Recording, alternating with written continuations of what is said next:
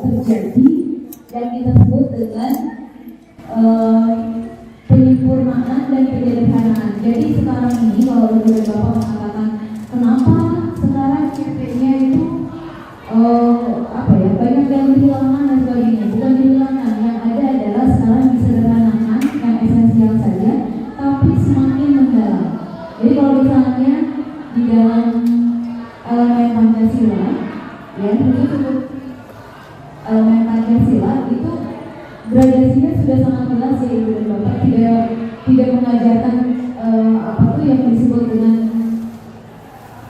pemahaman terhadap gagasan yang dipikirkan oleh para pendiri negara, karena itu bagian di SMA untuk berpikir mendalam. Tetapi untuk yang SMP masih berbicara tentang kesejarahannya, hari lahir Pancasila, kemudian pemikiran pemikiran dari Soekarno itu ada pada nilai Pancasila, Trisila dan Ekasila. Tapi jangan sampai Ibu dan Bapak salah mengartikan ya bahwa itu bisa diperas dan kemudian bisa diganti Pancasila yang tidak seperti itu, melainkan untuk mempermudah pelaksanaannya, maka yang dipermudah adalah dengan menyatakan gotong royong seperti itu. Ya, kalau misalnya sekarang jadi berkembang bahwa Pancasila bisa dirubah di kalangan anak-anak SMA, itu yang jadi pendidikan.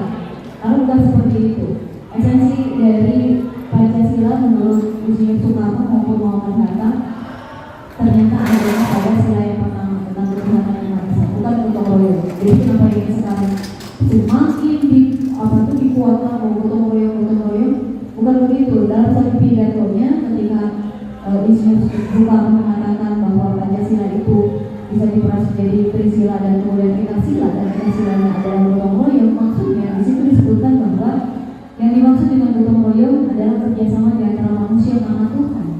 Jadi esensi dari semua kasih sayang itu karena kita meyakini bahwa Tuhan itu ada.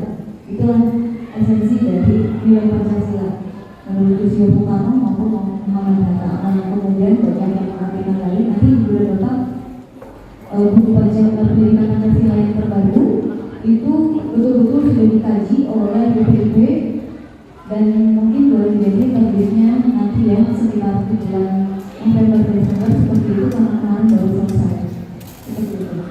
Baik Ibu dan Bapak, jadi kalau misalnya menyederhanakan dan menyempurnakan, pasti Ibu dan Bapak akan diharapkan untuk konsepnya sederhana, tetapi lebih mendalam dan lebih aplikatif. Makanya nanti buku pendidikan Pancasila yang sekarang itu saya juga menulisnya bagaimana anak-anak itu bermain-main gitu ya, bermain-main tapi sambil mikir seperti itu, sehingga tidak lagi seperti buku tes sebelumnya itu buku materi gitu kan, gak begitu, tetapi justru guru-guru diajak untuk cara mengajarkan ini, kemudian guru bersiap-siap atau mempersiapkan diri memiliki materi ini dan sebagainya seperti itu. Ya, nanti mungkin boleh terjadi nanti BPIP katanya dan khusus untuk guru-guru pendidikan Pancasila akan diberi pelatihan tertentu bagaimana cara pembelajarannya. Mudah-mudahan saja, katanya memang ada datanya, tapi sampai sekarang belum ada kabar. Kita coba saja. Ya, Ibu dan Bapak, ini karena kurikulum nasional, seperti yang kita ketahui bahwa apa yang diharapkan, kurikulum yang diharapkan itu namanya intended kurikulum. Dari sejak dulu Profesor Kosasih Jairi selalu bilang intended kurikulum, ya, dan hidden kurikulum, kan gitu ya. Nah, yang disebut dengan intended kurikulum itu betul-betul yang diharapkan terlaksana, berarti idealnya. Lalu kemudian kurikulum yang berpotensi untuk diimplementasikan itu adalah yang sesuai dengan keadaan yang terjadi di masyarakat Indonesia. Jadi kalau misalnya kita selalu memperbandingkan dengan Finlandia, ya, itu adalah boleh jadi buat kita adalah intended kurikulum, tetapi untuk yang potensialnya bisa dilakukan berarti kita harus sesuaikan dengan kemampuan bangsa Indonesia. Sedangkan kurikulum yang diimplementasikan seperti yang terjadi di kurikulum Merdeka dan kurikulum persekolahan itu namanya implemented kurikulum. Dan kurikulum yang dipelajari oleh siswa itu yang mereka dapatkan dari buku-buku teks pelajaran itu namanya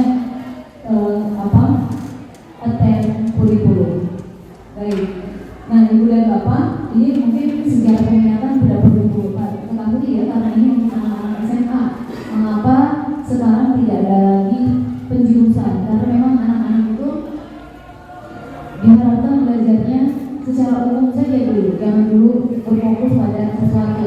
Makanya banyak sekali ketika terjadi penjurusan seperti itu ada mata pelajaran yang merasa lebih penting daripada mata pelajaran yang lain. Nah sekarang tidak ada yang begitu. Ketika semuanya sudah menjadi nilai, semuanya menjadi angka, maka akan dibagi rata saja. Tidak ada mata pelajaran yang paling hebat di antara mata pelajaran yang lain. Ya, termasuk ketika kurikulum Merdeka mengutamakan karakter, lalu kemudian guru pendidikan Pancasila maupun pendidikan agama merasa lebih hebat, tidak juga. Karena semua guru harus mengajarkan hal yang sama. Kemudian langkah yang keduanya adalah tentang pembelajaran dan asesmen. Ibu dan bapak, apa yang kita ajarkan itulah yang akan kita akses. Jadi sebelum kita membuat sebuah rancangan pembelajaran, kita harus membuat dulu nih kriteria tercapaian tujuan pembelajarannya. Seandainya capaian pembelajarannya adalah siswa mampu mendemonstrasikan cara berdemokrasi, kira-kira kriteria demonstrasi itu apa? Kriteria demonstrasi itu apa? Apakah dia harus melaksanakannya? Pasti. Jadi harus ada kriterianya. Contoh, ini ibu dan bapak mungkin belum terkonsentrasi. Saya carinya yang paling mudah. Kalau ada capaian pembelajarannya begini, menganalisis seseorang yang mencintai saya. Oke, menganalisis itu adalah kompetensinya, ya. Menganalisis adalah kompetensinya. Mencintai saya itu adalah kontennya, gitu kan? Ketika kita mau menurunkan menjadi kriteria analisis, kira-kira analisis itu kriterianya apa saja? Kita mau membuat KTP dengan dulu kriteria menganalisis itu apa? Itu boleh dari awal dulu ya. Seseorang mampu menganalisis itu manakala dia bertanya dulu, misalnya gitu ya. Punten, saya menganalisis ibu. Saya bertanya, ibu namanya siapa? Itu salah satu dari cara saya menganalisis. Jadi boleh ya. Siswa bertanya, siswa menjelaskan tentang arti mencintai. Misalnya begitu. Kemudian naik lagi, karena menganalisis. Setelah bertanya, pengen mencari tahu informasi. Misalnya, ibu dari mana ya? Seperti itu. Berarti siswa mampu menjelaskan atau mampu mengidentifikasi, kan gitu ya? Mampu mengidentifikasi keberadaan kata cinta tadi. Misalnya seperti itu. Naik lagi, karena yang menganalisis itu pasti ada berpikiran apa bedanya antara sini dengan sini, apa bedanya ibu dengan ibu ini, kan begitu ya. Maka yang ketiganya siswa mampu membedakan konsep mencintai, kan gitu ya. Itu baru KTP dari kompetensi. Baru terakhir ketika menganalisis, dia mampu menyampaikan bahwa dengan penalarannya mampu menyimpulkan apa arti mencintai. Oke, gitu ya. Misalnya empat itu kriterianya dari baru kompetensi. Artinya kalau salah satu saja si anak bisa menjelaskan, maka dia sudah termasuk pada dasar. Gitu kan? Kriteria yang kedua, kalau dia juga sanggup mencari informasi dan mengidentifikasi, maka dia sudah masuk pada cakap. Gitu. Dia sanggup empat-empatnya selesai, maka dia masuk pada mahir. Tapi ketika dia tidak sanggup sama sekali menjelaskan, maka dia butuh intervensi. Begitu, itu baru kompetensi. Nah sekarang menganalisis apanya? Mencintainya. Mencintai boleh oleh ibu dan bapak juga di kriteria. Kriteria mencintai gitu ya, adalah satu, ketika anak tahu bedanya antara suka dan cinta. Misalnya gitu. Ada nggak materi PPKN yang membedakan antara sejarah Pancasila secara ideal dan konstitusional? Ada kan ya? Berarti terus nanjak. Ketika dia sanggup menjelaskan Pancasila secara ideal, berarti sebetulnya dia sudah lulus pada dasar. Tapi dia tidak bisa menjelaskan ideal dan konstitusional, baru dia keluar akal. Terus seperti itu. Oke, ini kesimpulannya semua anak bisa tercapai kan tujuannya. Yang harus disebutkan ini cuma dua yang dia bisa dia lakukan, berarti tidak tuntas karena tidak mencapai KKN. kriterianya sampai 3 tujuan yang nggak seperti itu, kita tidak bisa menentukan begitu, ya, sehingga tidak ada anak yang dikatakan anak bodoh. Itu kriteria pencapaian tujuan pembelajaran. Bukan berarti kemudian semua anak mau nilai berapapun tetap naik dong, mau nilai berapapun tetap tuntas. Bukan ketuntasan, tetapi dia mampu mencapai itu semua atau tidak. Sehingga dibutuhkan dalam modul ajar itu yang kita sebut dengan remedial dan pengayaan. Remedial bagi yang mau. Balik lagi tadi, remedial itu bagi yang mau. Istilahnya gini, tadi kan di SMA 3 disebutkan rapotnya merah, rapotnya putih. Boleh dicetak kuning atau mau diterima ini agar nanti bisa memperbaiki. Itu tergantung siswa. Begitu pula dengan pengayaan. Itulah diferensiasinya di sana. Ya, anak yang pintar yang menyelesaikan tugas dengan cepat bukan berarti dia ingin dikasih tugas lagi. Ini cepat-cepat aja berarti ngerjain anak masih aneh tugas sains itu. Boleh jadi dia cepat menyelesaikan karena ini cepat selesai dan dia mengerjakan yang lain. Tidak jadi begitu. Selama anak itu tidak bertanya, tidak meminta dan sebagainya, nggak boleh. Jadi kalau misalnya kita yang men-trigger boleh ya, itu kan udah selesai. Mau mengerjakan yang lain lagi nggak? Kalau dia bilang enggak, itu udah selesai. Tapi kalau misalnya mau ada lagi, kasih lagi.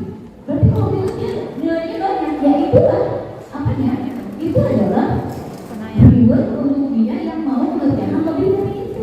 Makanya dia disebut mahir. Makanya bisa jadi nilainya pasti tidak akan sama. Kalau ketika KKM kan antara anak yang pintar dengan anak yang biasa-biasa, apalagi yang tadi butuh intervensi kan tidak terlihat. KKM itu di masa daya tetap tinggal mana lebih remeh mana itu. Nah kalau sekarang akan tetap terlihat. Nah makanya tidak ada yang dikejar-kejar angka berapa yang harus dia capai. Yang jelas kita punya kriteria yang cukup angkanya berapa, yang sedang angkanya berapa, yang baik angkanya berapa. Kalau sekarang kan tadi ya disebutnya butuh intervensi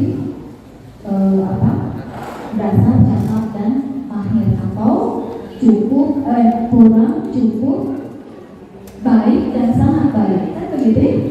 Kita punya kriteria nilai-nilainya.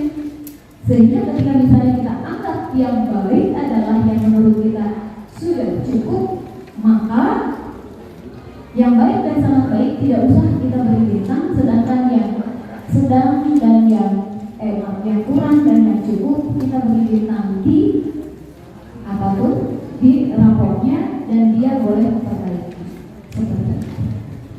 Sehingga tidak ada yang di labeling ada tidak naik kelas, ada bodoh, ada tidak layak dan sebagainya gitu.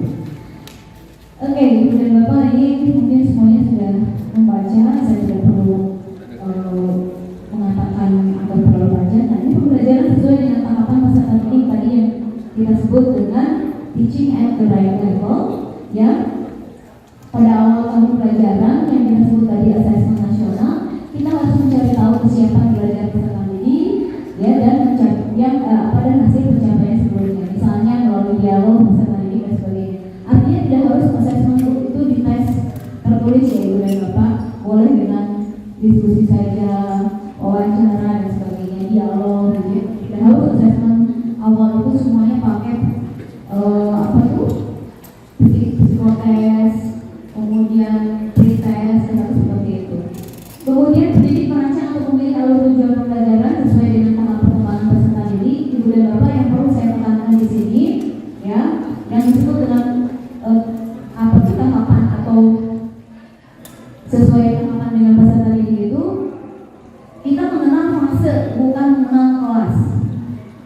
Tolong dibedakan, karena bisa jadi orang yang sudah di kelas yang tinggi belum tentu dia mencapai fasenya. Yang dimaksud dengan fase adalah jangka waktu yang dia bisa capai dalam satu periode pembelajaran. Anak yang A dan B itu kecepatannya akan berbeda-beda. Sehingga walaupun kelasnya sama, kelas 7, kelas 8, kelas 9, belum tentu pola pikirnya sesuai dengan fase mereka. Jangan demikian. Ada seorang profesor sekalipun kalau ngomong kan termasuk di akal gitu ya. Berarti fasenya jadi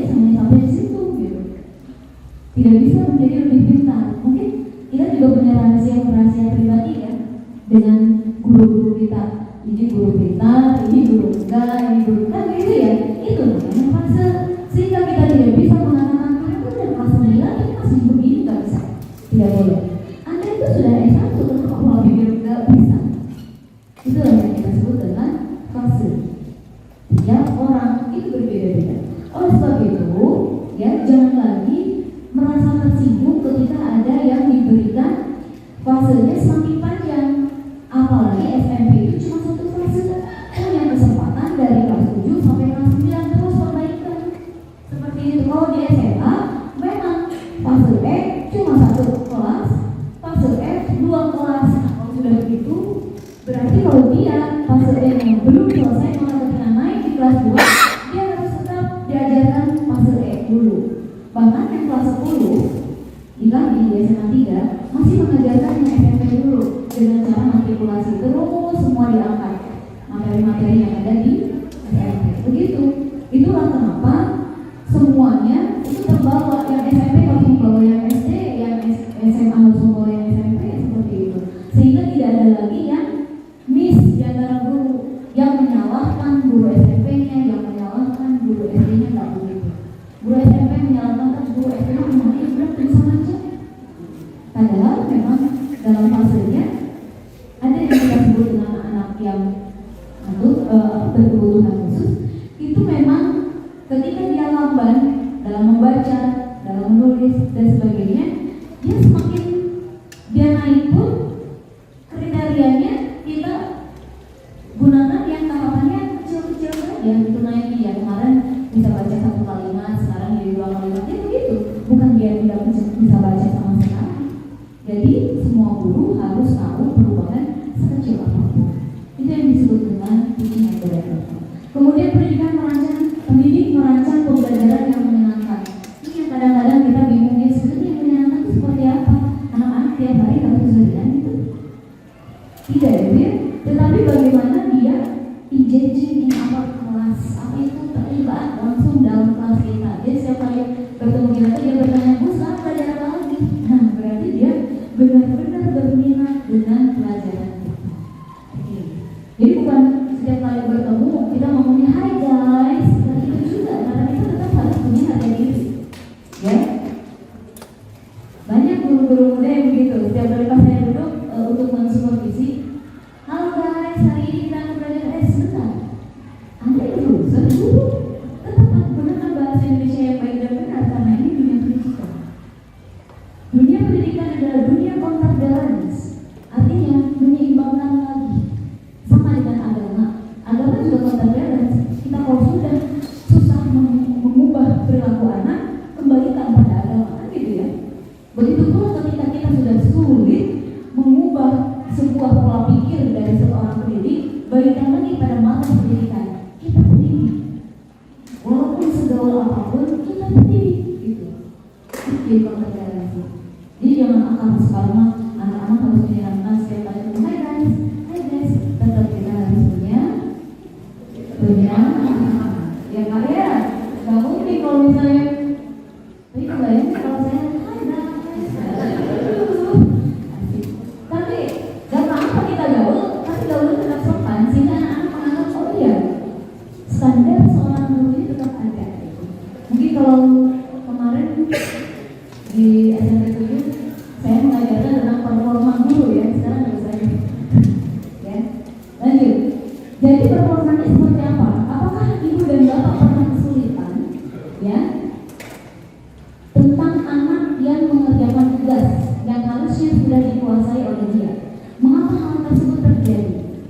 Ibu merasa kesulitan nggak? Ibu udah mendengar tentang dia pernah nggak? Ini guru PKN performa ini. Sebetulnya kenapa terjadi kesulitan? Boleh jadi kita tidak mengajar sesuai dengan level mereka. Karena kita tahunya kelas 7 berarti sudah 6 tahun mereka belajar. Nah itu ya tidak seperti itu. Ya sama seperti mohon maaf nih kalau misalnya anak saya kan sudah kuliah 2 orang. Bapaknya udah terus gak bisa begitu. Gak bisa begitu. Karena kalau mereka tidak tahu, terang.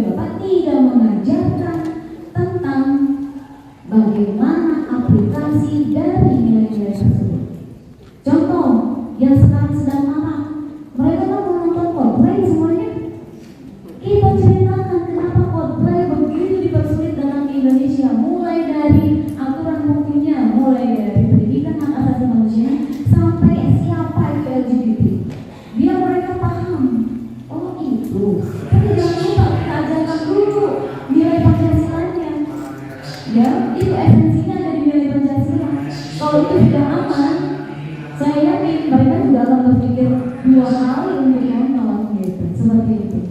Ketika juga kemarin begitu, jauh yang mau LGBT, enggak ada yang mau ngacung gitu kan. Siapa yang mau nonton Coldplay? Ada yang ngacung, kan gitu ya. Bukan berarti Coldplay-nya adalah LGBT, tidak. Mereka punya paham pendukung LGBT dan itu lebih bahaya. Pendukung itu lebih bahaya daripada yang pelaku. Kenapa? Karena pelakunya bisa kesulitan. Nah mungkin mereka memproklamirkan diri, maaf ya saya gay, waktu tinggal dulu berencana. Tapi yang namanya pendukung, dia kan karena tidak tahu, dia akan bilang, ya kalau begini, harus begini, seolah benar. Nah itu lebih bahaya. Itulah kenapa cebong dan kampret muncul. Yang menciptakan itu semua kan pendukungnya, orang-orangnya masyarakatnya, iya kan? Berarti yang bahaya siapa? Pendukungnya. Berarti lebih bahaya nenek mendatangkan pendukungnya daripada pelakunya. Tapi jangan juga didatangkan pelakunya, ya. Intinya kalau kalian jangan ada disuruh bukan lagi pasti mereka lakukan. Dan segala upaya kita berpusat pada peserta didik, ya. Ini ibu dan bapak sudah paham. Jadi pengajaran sesuai dengan capaian atau tingkat kemampuan itu, tujuan pengajaran dengan menggunakan pendekatan ini, yakni dengan cara literasi dan numerasi. Literasi numerasi itu seperti apa ibu dan bapak? Jadi sebelum ngajar ibu dan bapak bukan berarti mereka, yuk kita baca buku, terus sudah baca ngapain? Udah baca, kita belajar, nggak gitu. Yang disebut dengan literasi itu seperti ini. Mohon maaf nih, saya kalau setiap kali masuk ke kelas manapun, mau jam berapapun, mau jam pertama, mau sampai jam terakhir, saya sudah berjanjian dengan anak-anak. Pokoknya saya masuk, kalian harus langsung, bu saya tadi baca ini, bu tadi saya nonton ini, kata literasi itu dia harus baca. Bu tadi saya nonton ini, bu saya. Intinya adalah bagaimana mereka ketika melihat, membacanya, kemudian diolah dalam pikirannya, mereka informasikan kepada kita. Itu namanya lebih dari sebuah analisis. Begitu. Karena semakin mereka pintar menceritakan, semakin cerdas dia. Tanya, kamu pun nanti soal nyari caranya. Akhirnya menceritakan. Karena apa? Apapun yang saya baca, saya lakukan.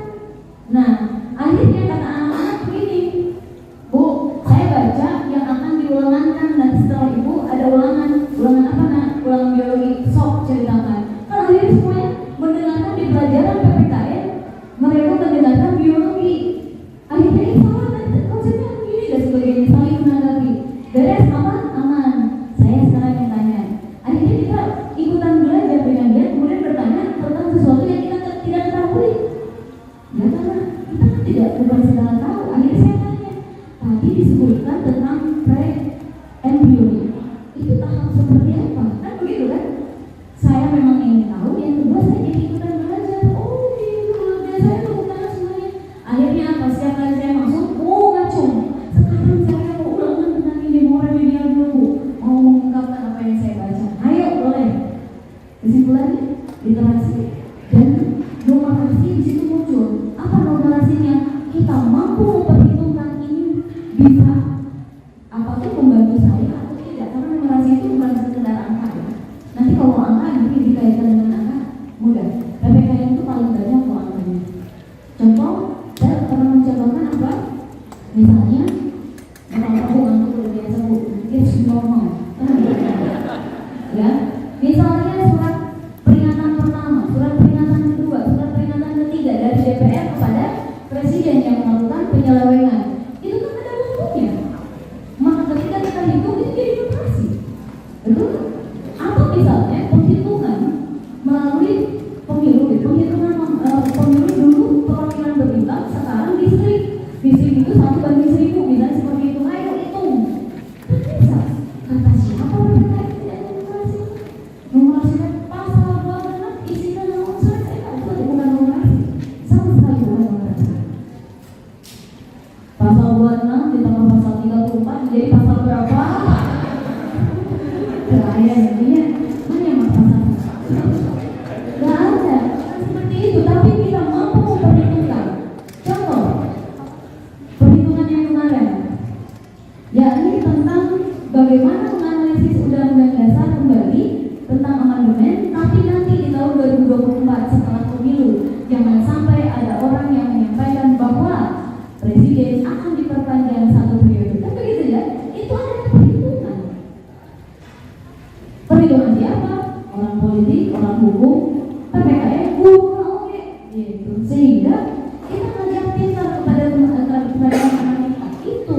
prestasi dan numerasi. Dan ingat ibu dan bapak, belum tentu anak-anak yang menurut kita belum tahu, mereka benar-benar tidak tahu, nggak gitu. Sekarang mereka informasinya bisa dari mana-mana, bisa jadi kita yang belajar dari mereka. Gitu. Jadi tempatkan diri kita sebagai pembelajar saja. Oke, lanjutkan lagi. Ini adalah kenapa teaching at the right level kemudian diambil oleh Indonesia, karena memang ada penelitian-penelitian saya yang masih tahu bahwa di India di mana itu membuat sebuah penelitian. Lanjut lagi. Nah, tahapannya ternyata kita membuat assessment tadi yang sudah disampaikan ya, mencari tahu dulu siapa mereka, lalu kemudian baru kita merencanakan pembelajarannya, baru kemudian pembelajarannya seperti itu. Sehingga kalau misalnya ibu dan bapak di sekolahnya sudah assessment tapi tidak diberitahukan pada ibu dan bapak kriteria dari anak-anaknya, tetap nol. Ibu dan bapak harus mencari tahu sendiri. Makanya ada yang bertanya, Bu, boleh nggak assessment awal itu tiap kali pertemuan, setelah tiap kali pertemuan, tapi kalau materi baru boleh. Karena assessment awal itu bisa kita cari tahu dengan cara tadi kita mau belajar tentang cara pandang pemikir bangsa, cara pandang para pendiri bangsa. Oke, saya mau tahu kira-kira, nah kalau assessment awal itu bedanya ibu dan bapak nggak langsung pada materi. Kan kalau materi langsung menurut kalian apa yang disampaikan oleh Soekarno, memang Soekarno materi assessment awal. Assessment awal itu kan awalnya assessment diagnosis itu ada dua ya, ada yang disebut dengan kognitif dan non kognitif. Nah, yang disebut dengan kognitif ada hubungannya dengan materi, tapi tidak langsung untuk formal gitu ya. Nanti itu apa bedanya dengan pertanyaan pemantik kalau begitu. Tapi kalau misalnya assessment non kognitif itu adalah untuk mencari tahu suasana hati dari anak-anak. Iya, sehingga assessment awalnya bisa seperti ini, misalnya kita mau masuk pada materi cara pandang anak-anakku, menurut kalian cara memandang seseorang dengan biasa-biasa dengan cara memandang seseorang merendahkan bedanya apa? Ya, mereka berpikir dulu, pernahkah kalian merasa dipandang rendah oleh orang lain? Nah, sekarang kita mau bicara, kalau sudah jawab semuanya, nah kita mau bicara tentang cara pandang dari biasa. Menurut kalian cara pandang itu apa? Kan gitu. Jadi sedikit demi sedikit mereka dibawa serta ke arah materi kita, sehingga mereka merasa bahwa berguna sekali saya belajar pada ini.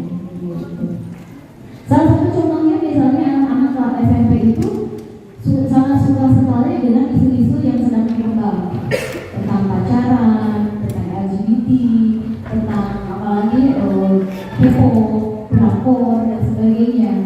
Bukan berarti kita harus tahu lebih dari tidak ya, tapi ibu dan bapak mencari tahu celah-celahnya di mana kita bisa menarik lagi anak-anak untuk menjadi yang lurus lagi, pariwara jalan lagi. Dia tidak tahu mana yang baik, mana yang tidak. Seperti itu. Oke, kemudian untuk menerapkan pendekatan pengajaran ini, apa hal pertama yang harus kita lakukan? Tadi sudah kita sebutkan, jika bapak dan ibu ingin mengetahui sesuai dengan capaian dan dengan kemampuan peserta didik adalah dengan mengenal peserta didik, ibu dan bapak mengenal. Ya, jadi kalau misalnya saya mau bicara di hadapan ibu dan bapak, tanpa saya mengenal terlebih dahulu siapa ibu dan bapak, mungkin saya tidak bisa berbicara terlalu banyak. Karena ada yang salah juga, misalnya ini saya berbicara panjang lebar, gitu, ternyata ada yang salah dari saya, yang ternyata pesertanya ada yang lebih tahu, pasti disuruh begitu. Oleh sebab itu, sebelum bapak-bapak, saya tetap dulu ada Bu Andi, ada Pak Dede, ada Pak Budi dan sebagainya. Oke, kalau mereka guru hebat, berarti kalau bicara saya jangan lagi membicarakan yang mereka sudah tahu.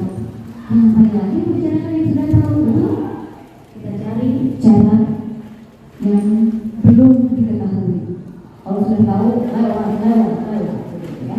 Oke, guru yang menyenangkan yang tadi disebutkan adalah guru yang kekinian, yakni bersahaja, kreatif dan inovatif, bersikap adil, tugasnya tegas bukan keras, kemudian sabar dan penyayang, juga murah senyum, tapi jangan senyum sendiri. Murah senyum. Apa yang disampaikan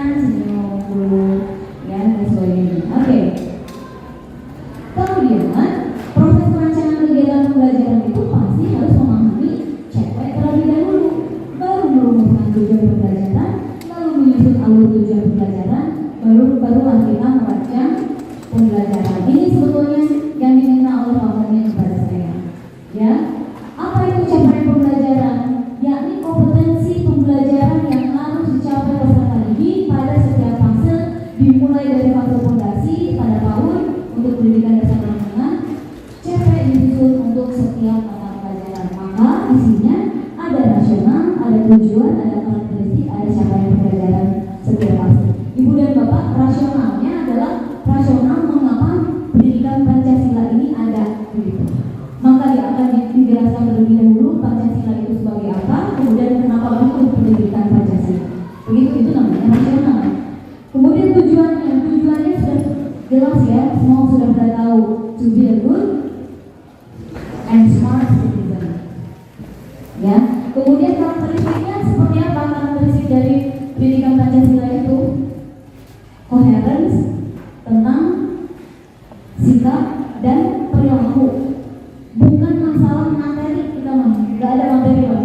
Tapi bagaimana coherence si kurikulum itu tentang sikap dan perilaku. Jadi kesimpulannya, saya selalu bilang kepada anak-anak, nah kesimpulannya, ketika kalian menjadi warga negara yang baik, Anda lulus. Sama seperti guru PJOK adalah untuk sehat. Jadi ketika dia sehat, maka dia lulus. Nah, ketika dia menyimpang dari itu semua, dia sehat, dapat nilai 100. Ngerokok kurangi 5. Kemudian dia taruh kurangi dari 5. Kan gitu. Jadi nilainya itu harusnya dari tinggi dulu, kemudian rendah. Jangan mereka disuruh dari bawah ke atas. Enggak, kurang begitu. Jadi PPKN juga sama. Anda semuanya baik. Anda semua dapat nilai 100. Gitu kan? Jadi anak yang baik. Besoknya nggak bohong, turun. Besoknya dari nyantai, turun. Besoknya kan seperti itu terus. Anda bisa memperbaiki lagi, maka Anda akan naik lagi. Ini jika permainan, sehingga anak tuh gak dirugikan. Bu, saya tuh udah selalu datang Bu di kelas Bu, kok nilainya di rapor jelek, itu kan buat anak tuh sangat menyakitkan gitu. Oleh sebab itu, hargai dulu mereka 100 kamu. Masih dalam, kemudian waktu berdiri kecil, wah kurangan 20. Terus seperti itu, kamu ingin naik lagi, perbaiki, maka ini akan naik lagi. Jadi seperti main game, pakai ular tangga, gitu. Kemudian capaian pembelajaran setiap fasenya pasti beda-beda, dari Bapak ya. Kalau anak-anak SD, waktu sampai kelas 6 di PPKN itu, di pendidikan Pancasila itu mengenalkan simbol-simbol sampai mengenal ini loh, simbol Pancasila itu mengapa melihat ke sebelah kanan, mengapa ini apa? Sayapnya kalau kapal kan kemarin berapa? Jumlah burung Garuda adalah, ada yang salah ya? 17, 4 pun tidak lagi jumlah. Dasar mau mengandalkan soal kemarin udah pengennya dia. Ya?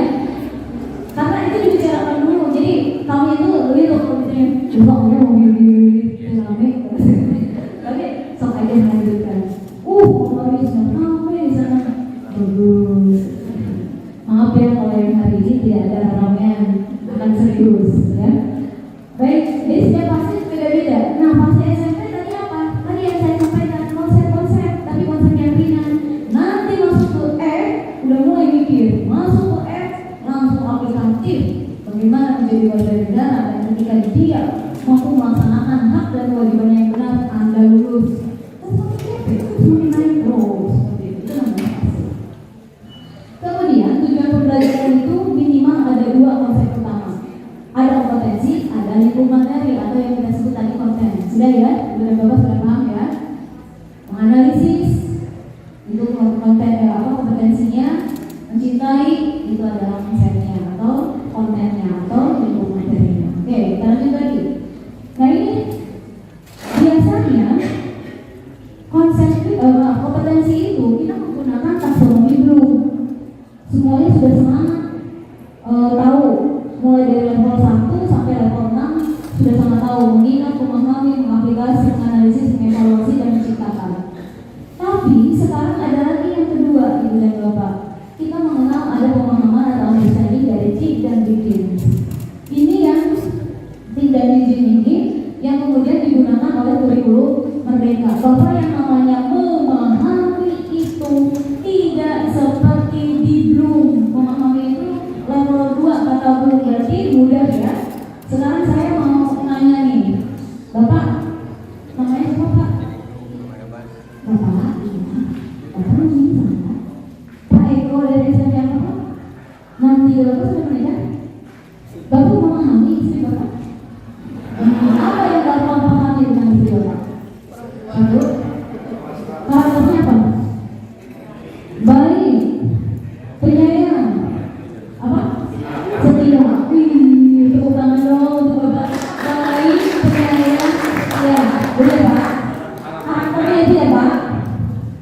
Mbak, ada teman dia baik banget sama temannya itu yang laki-laki, tenang banget sama dia.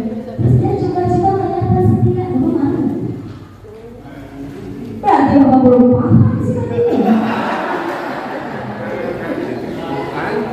Paham? Itu maksudnya, berarti kan orangnya itu tidak semudah itu ternyata. Itu maksudnya. Akhirnya dia orang itu sangat susah ya Pak. Makanya Biji bilang memahami itu tidak sesederhana itu. Coba bayangkan, mohon maaf, saya dengan suami saya, kalau saya tidak memahami pekerjaan beliau pada luar sang istri, setiap hari saya marah. Aku mungkin apa yang lain gitu ya. Karena saya memahami pekerjaan ini sedangkan pas dia check up mau tetap nanti sangat dari kan pasti begitu. Karena dia memahami, karena saya memahami, sebenarnya mau pada sudah saya untuk apa saya buka HP? Kenapa mesti curiga?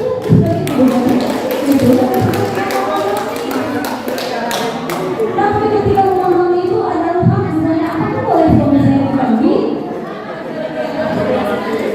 Kenapa tidak? Saya mau membolehkan semua suami untuk menikah lagi kecuali suami saya. Dan saya bilang semua suami boleh menikah lagi asal perasaan suami saya kan begitu. Artinya memahami itu tidak mudah. Itu ya maksudnya ya. Sehingga kata Wiji yang disebut dengan memahami itu adalah proses berpikir tingkat tinggi. Jadi boleh ya Ibu dan Bapak ketika siswa memahami itu teh, wah kita kelas tinggi.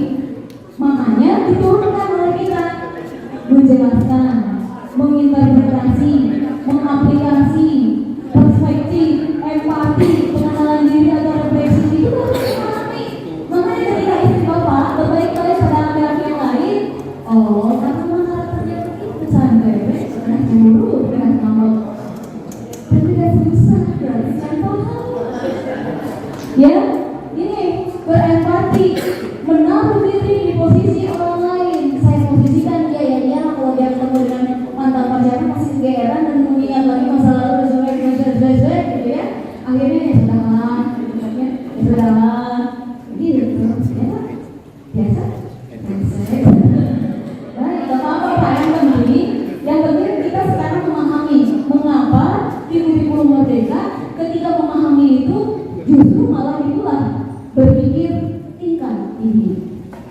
Akhirnya apa yang harus kita lakukan dalam menyusun tujuan pembelajaran menjadi alur tujuan pembelajaran? Yang pertama, urutkan dulu dari konkret ke abstrak. Jadi Ibu dan Bapak ketika menurunkan CP tadi kan menganalisis, saya tadi sudah mencontohkan menganalisis. Ibu dan Bapak urutkan dulu yang konkret sampai yang abstrak. Jadi jangan yang abstrak dulu, pusing udah.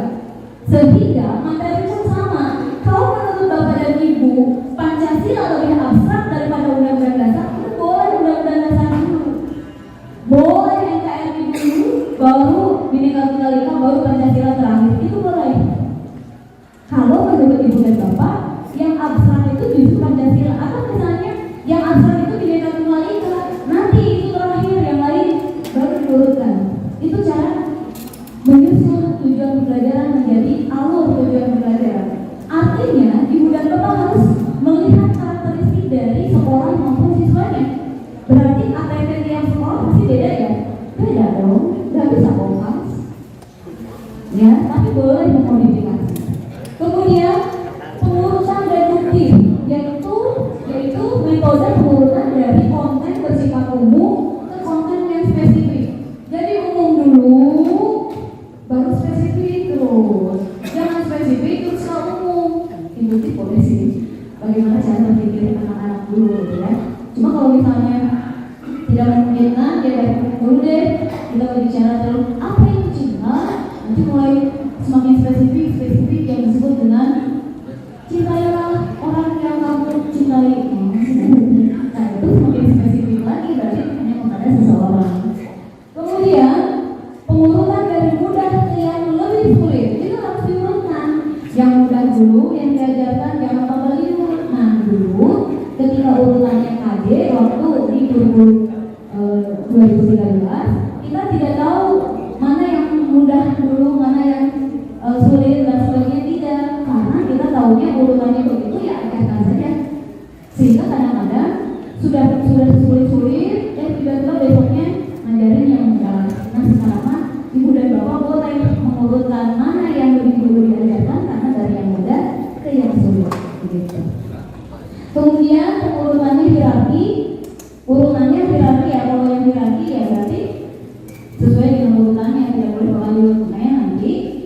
menjadi TP, ibu dan bapak urutkan lagi mana yang paling mudah, mana yang hierarki dan sebagainya, itu diurutkan lagi.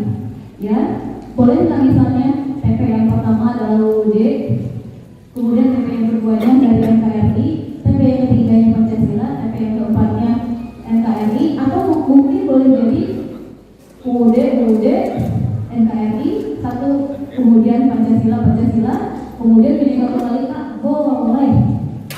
Karena ibu dan bapak yang tahu bagaimana mengurutkan dari mudah. Begitu. Lalu kemudian pengurutannya harus prosedural. Apa itu? Yakni metode ini dilaksanakan dengan mengajarkan tahap pertama dari sebuah prosedur.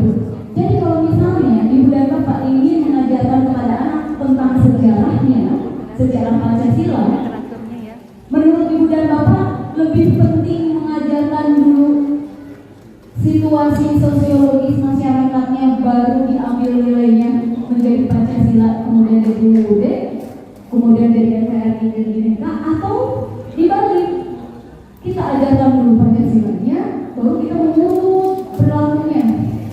Tergantung juga, karena bisa jadi ada yang begini, terus apa maksudnya, kenapa kita diajarkan pertumbuhan yang lain, memang ada apa? Kalau kita tidak menceritakan bahwa itu diambil dari nilai luhur bangsa Indonesia yang walaupun belum ada agama, kita mengenal animisme dan dinamisme itu adalah suasana kebatinan religius. Kan gitu. Baru kita ambil menjadi sebuah nilai ketuhanan yang maha esa. Kan begitu. Berarti kan kesimpulannya tidak semua anak langsung bisa yuk ambil dari atas dulu terus ke bawah.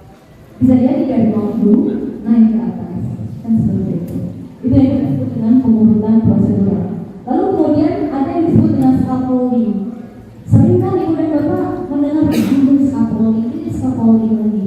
Scaffolding itu adalah metode pengurutan yang meningkatkan standar performa sekaligus mengurangi bantuan secara bertahap. Maksudnya begini, ibu dan bapak tadi sudah tahu nih, anak ini tadinya bisa membaca dengan cara dituntun tambah B, B tambah A, jadi nah sekarang kita kurangi bantuannya, langsung kamu ikuti apa yang tadi saya lakukan, tapi saya tidak akan memberikan bantuan itu.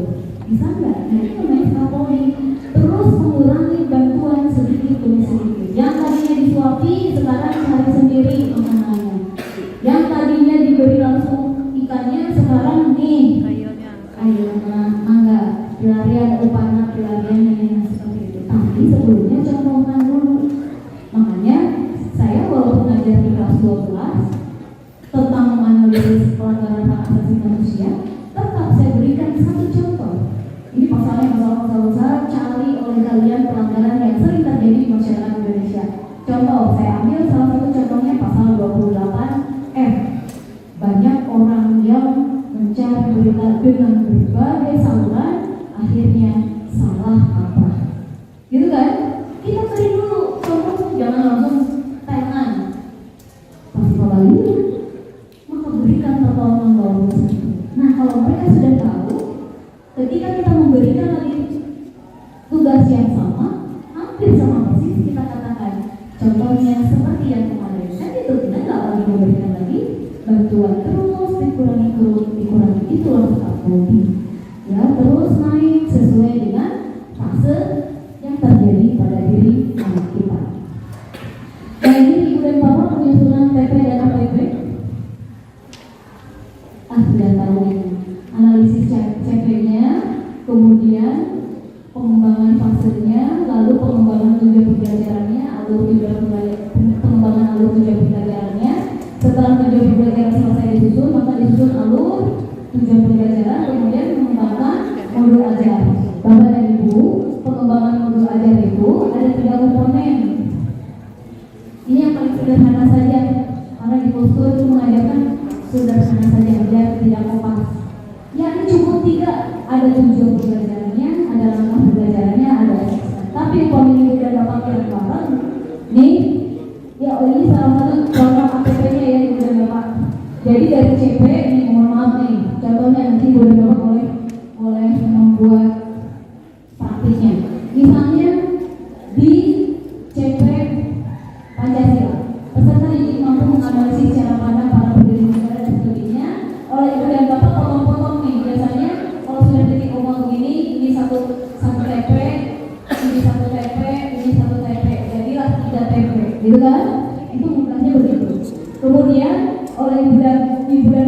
urutkan dulu 1, 2, 3 begitu. Nanti di bawah UDRI juga sama, diurutkan seperti itu 1, 2, 3 seperti itu. Nah, kemudian oleh ibu dan bapak dianalisis. Tadi berdasarkan prinsip yang tadi, dari yang mudah ke yang sukar, dari yang konkret ke yang abstrak, dari semua empat elemen itu baru diurutkan, ya. Di sini pengurutannya Pancasila, kemudian UUD, kemudian memberi contoh kesadaran akan hak dan kewajiban, ini juga UUD, kasus pelanggaran ini juga UUD. Nanti boleh jadi ini mah hanya contoh ya, tidak harus begini. Jadi diambil-ambilnya sesuai dengan urutan yang sudah ibu dan bapak lakukan.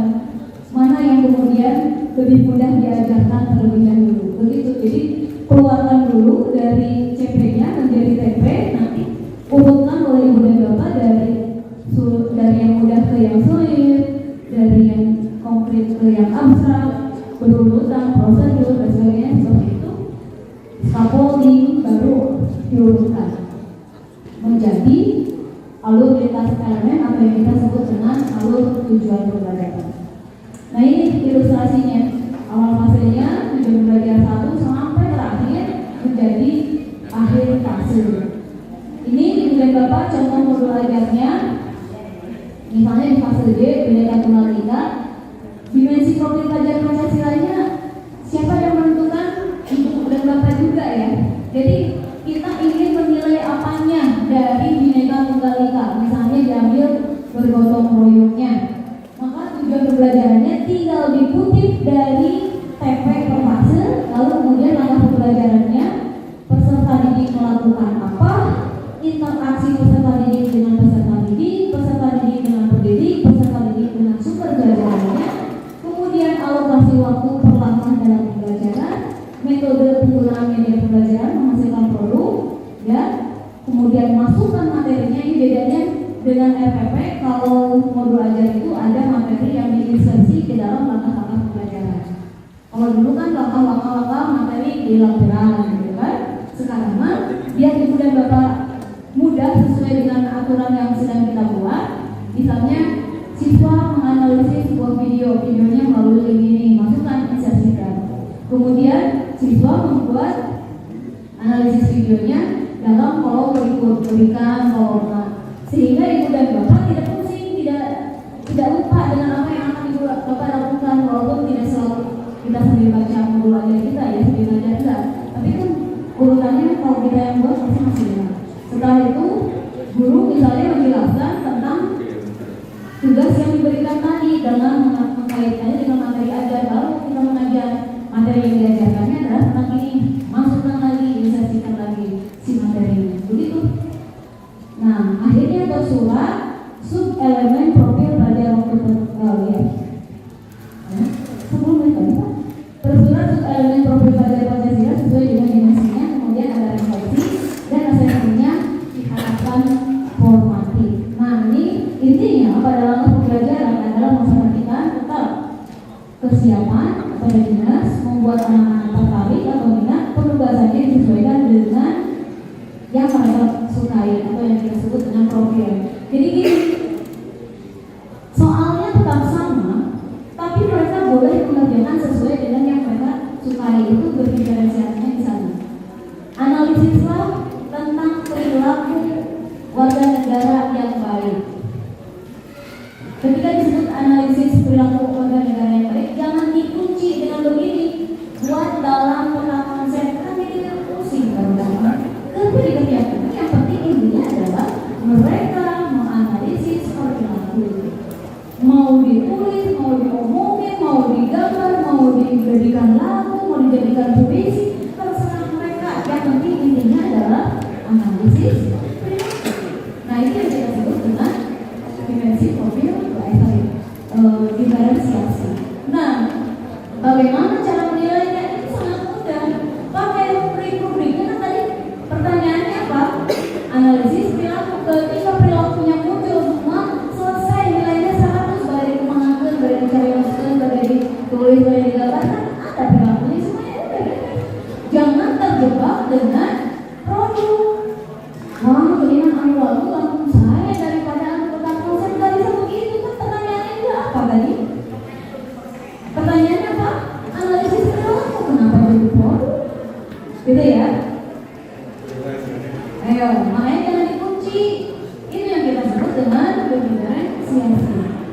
Karena rubriknya tetap sama, ketika memunculkan perilaku ya sudah selesai, berarti anak bagus semua. Kalau tidak, misalnya analisis perilaku berarti kemana ngaduinnya, berarti mau dia jadi lampu, mau jadi apa, walaupun bagus ya tetap sama gitu. Makanya dalam pembelajaran berdiferensiasi ada 3 hal yang Bapak dan Ibu bisa diferensikan gitu, bisa terbedakan. Satu, kontennya kalau tadi kontennya sama semua ya, tentang analisis perilaku. Oleh Ibu dan Bapak misalkan kontennya, misalnya untuk yang auditori, jelaskan perilaku menurut hasil dari pengamatanmu berdasarkan apa yang kamu dengar, kamu berdasarkan apa yang kamu lihat, kamu berdasarkan apa yang kamu lakukan. Nah itu kan sudah membedakan, tapi sama sih tentang perilaku yang dia tetapi ya kalau dia kenal, yang dia lihat, yang dia lakukan gitu. Kemudian yang kedua, pemisahan proses. Apa yang disebut dengan pemisahan prosesnya? Proses dalam dia menyelesaikan pembelajarannya. Tadi bagaimana dia menyelesaikan pembelajarannya? Tiap anak kan pasti beda-beda. Ada yang ingin menata, ada yang ingin mendengar saja, ada yang ingin melakukan, kan begitu ya. Ibu dan Bapak boleh perbedakan dengan prosesnya. Si anak yang selalu bergerak, sudah dipastikan disuruh mendengarkan, pasti dia udah dan itu saya berkemanaan. Tapi jangan diberikan nilai jelek, karena yang salah adalah kita terlalu lama mendengarkan. Harus ada perilaku yang sedikit. Nah itu prosesnya gitu. Nah kemudian yang ketiganya apa tadi? Konten, proses, dan produk. Nah tadi yang produk sesuaikan dengan hobi masing-masing. Selesai? Selesai. Diferensiasi, diferensiasi. Sangat adil dong, menyenangkan. Jadi anak tidak lagi berpikir, wah menjadi laporan, langsung laporan, udah saya nggak bisa nulis, hanya begitu bisa. Hati-hati. Ibu-ibu bapak juga ketika membuat skripsi kan bisa. Itu. Lanjut. Nah ini rencana RPP-nya dan ini komponen minimumnya tadi udah ya. Nah ini komponen yang ada 5 modulnya, yang ada 5 komponen, ada tujuan, ada langkah-langkah, ada rencana asesmen, kemudian ada media pembelajarannya. Kemudian,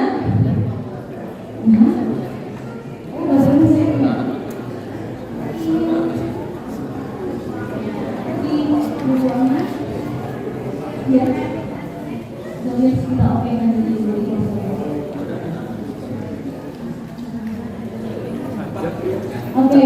Nah ini komponen modul aja yang versi lebih lengkap yang 22 komponen. Pernah kan Ibu dan Bapak lihat di mana satu lembar? Tadi kalau satu buku bukan satu lembar. Ini kan Ibu dan Bapak boleh memilih mana mau yang tidak komponen, mau yang 5 komponen, atau yang versi lengkap. Maka itu sesuai dengan kebutuhan masing-masing dan kesukaan masing-masing. Oke, kemudian ini asesmen tadi kita sudah bahas. Enggak. Kemudian prinsip penyusunan alur tujuan pembelajarannya, ya tadi ya bahwa prinsipnya itu harus sederhana dan informatif, ya sifatnya umum-umum saja, nggak usah aneh-aneh. Kemudian esensial dan kontekstual, berkesinambungan, pengoptimalan 3 aspek komponen yang tadi ya, tujuan pembelajaran, langkah-langkah, dan asesmen atau bagaimana. Kemudian merdeka belajar, kelihatan merdekanya. Lalu kemudian operasional dan aplikatif, adaptif dan fleksibel. Kemudian ini ya, gambarnya jadi hebat begini padahal hanya seukur. Lalu kemudian konsep modul ajar, kalau saya jelaskan apa itu. Komponen modul ajarnya boleh serinci ini boleh tidak. Nah berarti prinsip pengembangan modul ajar itu adalah esensial juga. Jadi cukup yang inti-intinya saja. Lalu kemudian bicaranya tentang menarik, bermakna dan menantang. Lalu relevan dan kontekstual, dan yang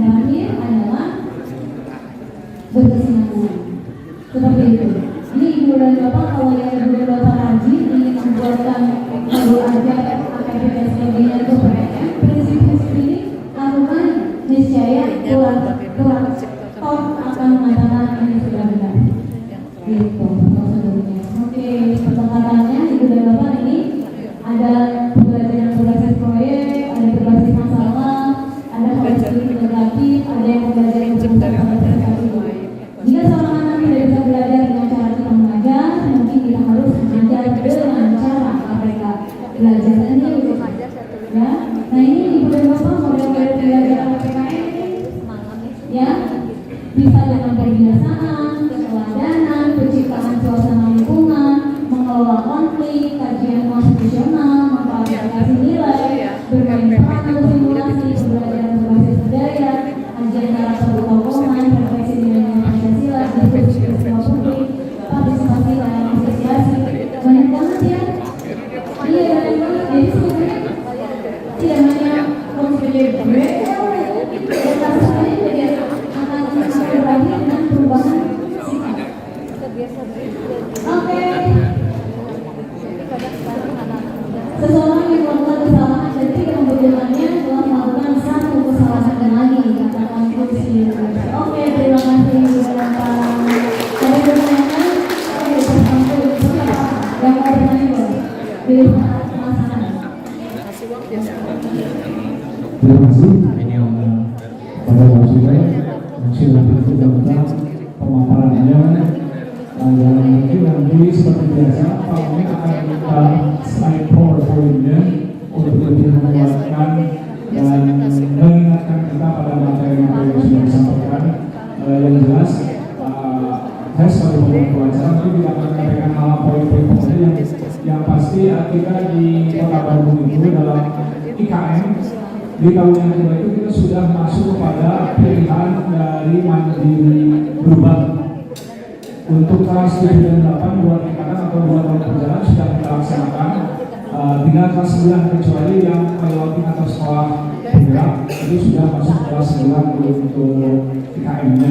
Apakah itu sudah kita dijelaskan bagaimana dari mulai penguatan karakter, dari mulai pemilihan IKM yang sudah ditentukan sampai pada hal yang sifatnya teknis. Mungkin ini sudah melewati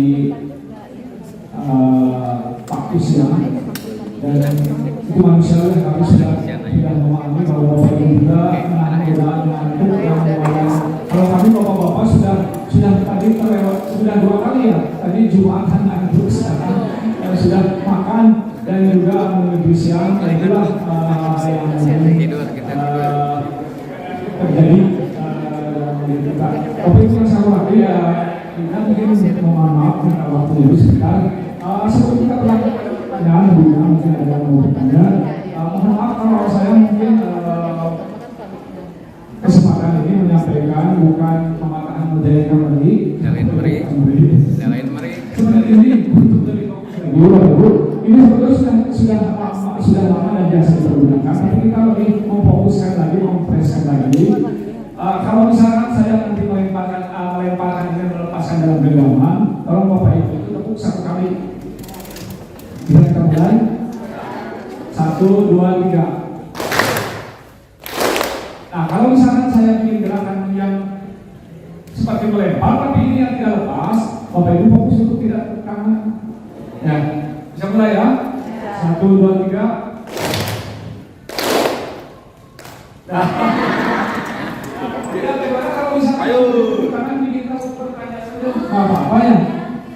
Gak apa-apa kan? Pertanyaannya apalah di masa ini lingkupnya dalam lingkup IKM. Sekali lagi, kan biasanya itu kan sebelum dilakukan sosialisasi dulu. Nah, sekarang lihat gitu daftar.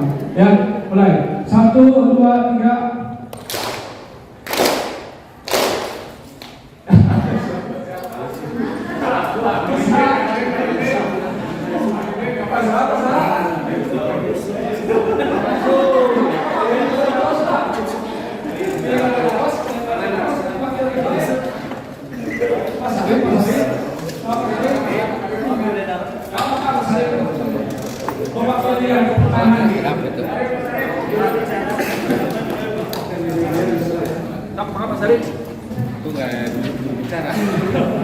Juru bicara kelompok belakang. Assalamualaikum warahmatullahi wabarakatuh. Sebelumnya, Buya Abdul materi ini sudah sangat menginspirasi dan kembali kita untuk berpikir gitu ya terkait model terdiferensiasi. Kadang Buya kita sudah melakukan perencanaan dari terdiferensiasi mulai produk, proses gitu ya. Khususnya ini yang untuk penugasan kan biasanya pengennya anak-anak sesuai dengan minat dan mereka gitu. Tapi ketika saya ini karena pengalaman udah 3 tahun di kelas 7, karena suka bingung gitu mereka, karena dimarahin gitu. Dan bahkan yang paling kadang saya suka jadi bahan refleksi ini ada gagal apa gitu ya. Anak itu cenderung memilih tugas yang aman bagi mereka. Gitu. Ada yang gampang apa ngarangkum, dirangkum gitu. Karena kan pengennya dibikin infografis, pengennya dibikin apa gitu ya sesuai dengan minatnya. Dan terkadang saya jadi pertanyaannya jadi gimana sih caranya gitu ya biar bisa meningkatkan jiwa ingin lebih baiknya itu gitu yang sesuai dengan ininya. Ketika saya coba kelompok mana yang pengen pakai apa gitu ya ini jadi semuanya jadi kayak gitu gitu. Nah kadang di realnya seperti itu dan pengen dengar gitu dari ibu bagaimana tipsnya gitu ya biar anak-anak kita memang sudah terpetakan kayak gitu, bahkan udah ada hasil psikotes misalnya ketika gayanya gini kan sebenarnya udah valid gitu ya, tapi mereka cenderung untuk bermain aman gitu dengan yang mudah-mudah saja. Itu mungkin Bu pertanyaan atau bahan diskusi dari saya. Terima kasih. Terima kasih luar biasa pertanyaannya juga bagus. Ini pura-pura pertama karena beliau yang sering mengajarkan kepada saya bagaimana cara mengajarkan anak-anak sopan nanti Pak. Oke, terima kasih pertanyaannya. Ibu dan Bapak, tadi ketika bicaranya scaffolding, saya mengatakan apa? Berikan contoh dulu. Oke, itu dulu ya. Lalu kemudian kurangi sedikit demi sedikit. Oke, ketika kita memberikan contoh, berikan contohnya yang paling bagus Pak. Contohnya gini, kalau misalnya contohnya paling bagus, mereka langsung mikir dong. Baru mereka, boleh nggak Pak kalau saya buat dia begini? Boleh nggak Pak saya buat dia begini? Jadi mereka menurun dari standar yang paling tinggi dulu. Gitu ya Pak ya. Tadi seperti seperti saya sampaikan tadi, bahwa berikan dulu nilai tertinggi dulu anak-anak, kemudian baru kurangi sesuai dengan perilaku mereka. Sama itu juga Pak, berikan contoh yang paling bagus dulu. Nanti mereka akan bilang, boleh nggak Pak begini? Boleh nggak Pak begitu? Pasti akan disesuaikan dengan pemahaman mereka. Kalau kita memberikan contoh yang biasa-biasa saja, maka mereka akan mengikuti itu semua. Jangan anak-anak, ibu-ibu aja tiap kali mau arisan pengen diseragaman, pengajian pengen diseragaman, dia mereka kan orang semangat diseragaman. Tapi kalau berikan contohnya yang paling bagus tuh, seragam saya sampai kos sini rapor, mereka mungkin si ibu-ibu ini ngomong terbatan. Oh udah tiap orang punya mode masing-masing. Tapi kalau dicontohkan mama dede, saya sudah mau air dede semua. Gitu ya Pak ya, itu yang pertama. Kemudian yang kedua, ibu dan bapak, coba ibu dan bapak ajarkan juga tentang dimensi kreatif dari profil pelajaran sosial. Ada yang disebut dengan gagasan yang orisinal. Nah, saya ingin tahu kira-kira kalau kamu dikasih tugas seperti ini, kamu pengennya buat apa? Pengen buat film sih, tapi kayaknya kita nggak bisa. Nah, ketika bilang kayaknya kita tidak bisa, buat dulu. Saya beri nilai 100 ketika kamu membuat film apapun namanya, mau gagal, mau benar, saya beri 100. Berikan dulu apa? Motivasi. Itu yang membuat anak-anak akan menjadi lebih kreatif, ya. Dan yang ketiganya, ibu dan bapak yang mau mengerjakan tugas itu adalah anak-anak. Jangan kepengen kita, pengen saya dia membuat ini, jadi pemaksaan, pemerkosaan, pelanggaran hak asasi manusia. Makanya tadi lebih pintar, berikan dulu contoh yang paling bagus. Pasti mereka, aduh susah, menurut kamu harus kalau saya buat begini gimana Pak? Pasti orang anak-anak pasti tidak gitu. Berikan contohnya yang paling hebat sekali. Iya. Ya, jadi itu peniruan dan sebagainya itu habit dari semua orang sih, termasuk kita. Kalau ada yang udah itu udah lama, pasti akan ikuti. Tapi kalau kita berikan yang paling bagus dengan nilai yang maksimal, maka anak akan melakukan yang terbaik. Itulah kenapa, saya balikan lagi di SMA 3, semuanya akan mengingatkan saya selalu bilang begini, soal saya, kalau kamu bisa nilai 70 saja itu keren, maka mereka akan berusaha terus minimal sampai 70. biasa-biasa aja, tapi kenapa mereka berlomba-lomba untuk mendapatkan nilai sekian? Karena tadi kita buat semenarik mungkin bahwa ini perlu kamu cari tahu kenapa harus begitu. Jadi disitulah kreativitas seorang guru. Jadilah guru-guru yang jangan biasa-biasa aja, harus luar biasa gitu ya Pak ya. Sebab kamu suka bohong, padahal sebab itu mengajarkan kepada saya, mau metode apa, siap, penyenangan, oke, itu ya udah mengajarkan. Ayo soal harus gitu aja. Itu yang dibimbing Bapak, mudah-mudahan hari ini tetap bermakna walaupun cuma sebentar. Saya akan kembali ke tempat semula. Kalau ada hal yang ingin ditanyakan, boleh bertanya di grup mana, grup pengawasan magang, apa ya, harus langsung ke Abid. Boleh. Ngapunten samudaya kalapatan. Ya, mohon maaf apabila apa yang saya